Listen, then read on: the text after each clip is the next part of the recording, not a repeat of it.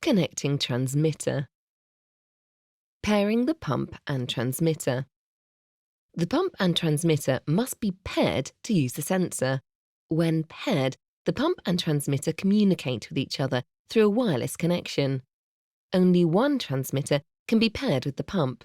If a transmitter is already paired with the pump, delete the transmitter and then continue. To pair the pump and transmitter.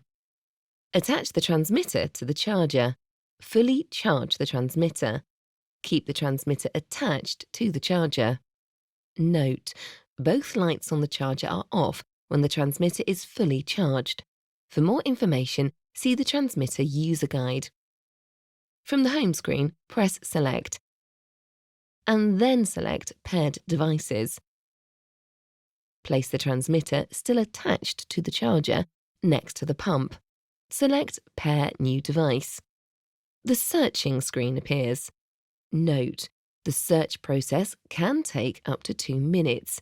During the search process, pump screens are not available and the pump cannot be suspended. Remove the transmitter from the charger. The transmitter light flashes 10 times and turns off.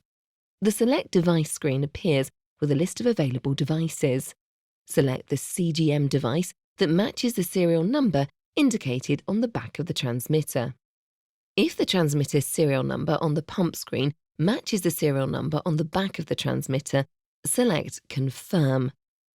Press the Back button if the serial number is incorrect. If the connection is successful, a Pairing Successful message appears on the pump. When the transmitter is communicating with the pump, the sensor feature is turned on and appears on the home screen.